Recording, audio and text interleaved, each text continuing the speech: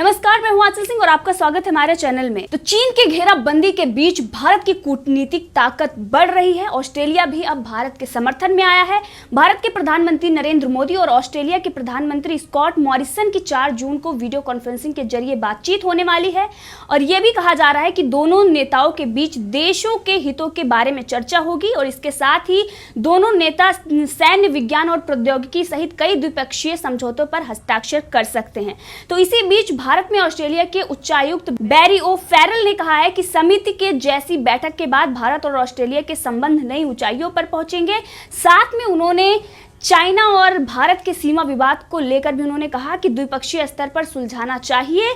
इसके बाद उन्होंने एक बड़ी बात कही है। उन्होंने कहा है कि भारत को संयुक्त राष्ट्र सुरक्षा परिषद में अस्थायी सदस्यता मिलनी चाहिए। तो जिस तरीके से भारत की ये कूटनीतिक एक तरीके से जीत है, जो चाइना जिस तरीके से सीमा पर विवाद दिखा रहा है, उस वक्त ऐसे देशों का समर्थन भारत को मिल रहा है। इससे ये दर्शाता है कि भारत की कितनी बड़ी कूटनीतिक जीत है। साथ में उन्होंने ये भी कहा है, ऑस्ट्रेलिया प्रधानमंत्री स्कॉट मॉरिसन ने व्यक्त किया है कि हमें G7 ग्रुप ऑफ 7 में शामिल होने पर खुशी होगी। जो देश G7 में शामिल हैं वो शक्तिशाली देश हैं और दुनिया के लिए बेहतर हैं। तो आपको बता दें, G7 में जिन देशों को शामिल करने की बात कही गई है उसमें रूस, साउथ कोरिया और भारत और ऑस्ट्रेलिया हैं। जिसके बाद उन्होंने ये अपनी प्रतिक्रिया दी है, क्योंकि अगर G7 में भारत शामिल होने जा रहा है और ये भारत के लिए बड़ी कूटनीतिक जीत है, क्योंकि जो G7 में देश हैं वो देश विकसित देश हैं और भारत को इस तरीके से पूरी दुनिया देख रही है, क्योंकि भारत को एक महाशक्ति और संपन्न देश की तरह से देखा जा रहा है। अभी कुछ दिन पहले ही अमेरिका के एक सांसद ने कहा था कि भारत एक संपन्न और शक्तिशाली देश है और वो चाइना को टक्कर देने में मददगार होगा। तो इसी बीच जिस तरीके से ऑस्ट्रेलिया भारत से अपनी मित्रता का हाथ बढ़ा रहा है, ये देखने को मिल रहा है कि किस तरीके से चाइना के लिए मुश्किलें बढ़ रही हैं। ऑस्ट्रेलिया के राजदूत ने यह भी कहा है कि गुरुवार को होने वाली वर्चुअल बैठक में बारे में उन्होंने कहा कि पीएम मोदी और पीएम मॉरिसन दोनों ही लोगों से जुड़े हुए लोग हैं। वो लोगों के जीवन को बेहतर बनाने के लिए एक साथ काम करने के बारे में बात करेंगे। दोनों मानते हैं कि सरकार सिर्फ हस्ताक्षर किए गए समझौते की संख्या के बारे में नहीं है, बल्कि नागरिकों के जीवन को किस प्रकार से सुधारा जाए और उनके लिए किस प्रकार से रोजगार के अवसर पैदा किए जाएं, इसके बारे में है। साथ में आपको बता दें कि अभी कुछ दिन पहले ही कि किस तरीके से ऑस्ट्रेलिया ने भारत के तरफ मित्रता का कदम बढ़ाया है और उसके लिए उन्होंने एक फोटो शेयर किया था और उसमें उन्होंने समोसा बनाकर ये कहा था कि मैं भारत के प्रधानमंत्री नरेंद्र मोदी के साथ इसे साझा करना चाहता हूँ, अगर वो हमारे साथ होते तो इसका मजा और आता। तो साथ में उन्होंने कैप्शन में लिखा था कि रविवार को आम की चटनी के साथ समोसा। इस सप्ताह वीडियो लिंक के जरिए मेरी बातचीत पीएम मोदी के साथ होगी। वो शाकाहारी हैं और मैं ये समोसे और चटनी उनके साथ शेयर करना चाहूंगा। तो आम की चटनी और उसके साथ समोसा जो भारत का प्रसिद्ध व्यंजन है और उसको उन्होंने भारत के प्रधानमंत्री नरेंद्र मोदी के साथ शेयर करना चाहा है। उस पर प्रधानमंत्री नरेंद्र मोदी ने अपनी प्रतिक्रिया दी और उन्होंने कहा कि कोरोना महामारी के खात्मे के बाद एक साथ मिलकर समोसा खाएंगे, इसका उन्होंने वादा किया। तो जिस तरीके से ऑस्ट्रेलिया भारत की तरफ अपनी मित्रता का कदम बढ़ा रहा है, साथ में ही अब भारत को भी साथ मिलकर चाइना को मुंहतोड़ जवाब देने का वक्त आ गया है।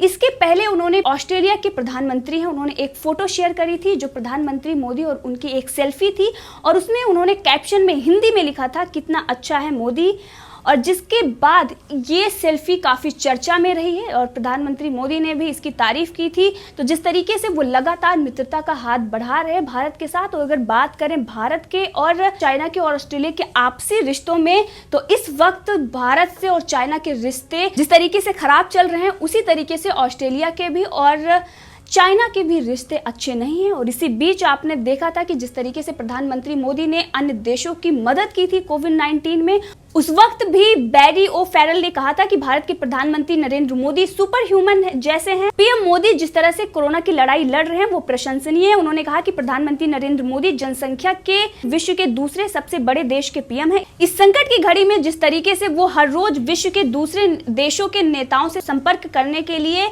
समय निकालते हैं वो सराहनीय है और भारत और ऑस्ट्रेलिया साथ में कोविड-19 से लड़ेगा। तो जिस तरीके से उन्होंने कहा है और ये दर्शा रहा है कि भारत और ऑस्ट्रेलिया के रिश्ते किस तरीके से गहन हैं और चाइना से लड़ने में कितने मददगार साबित हो सकते हैं। बैरी वो फेरल ने बताया कि प्रधानमंत्री नरेंद्र मोदी ने ऑस्ट्रेलिया पीएम मॉरिसन से कोरोना को लेकर बात की है, जिसके बाद दोनों देशों के साथ मिलकर रिसर्च के माध्यम से कोरोना के खिलाफ सहयोग करने पर सहमत जताई है। पीएम मॉरिसन ने मुझे इस संकट काल के दौरान ऑस्ट्रेलिया में छात्रों सहित पूरे भारतीय समुदाय की भलाई के बारे में आश्वासन दिया था। तो जिस तरीके से भारत के जो लोग ऑस्ट्रेलिया में रहे हैं उनकी सुरक्षा को लेकर भी उन्होंने प्रधानमंत्री नरेंद्र मोदी को आश्वासन दिया था और पूरी तरीके से उन्होंने कहा था कि उनको कोई भी प्रॉब्लम नहीं होगी।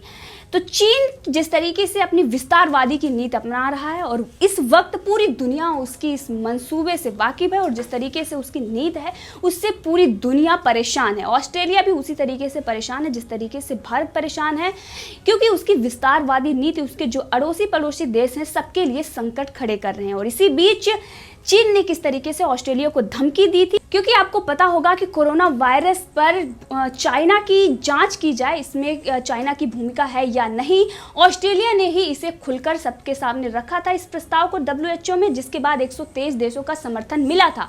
उस वक्त किस तरीके से चाइना बौखलाया हुआ था और उसका कहना था कि ऑस्ट्रेलिया अमेरिका का साथ अगर देगा तो उसे तकलीफों का सामना करना होगा, यानी कि वो ऑस्ट्रेलिया को धमकाना चाह रहा था।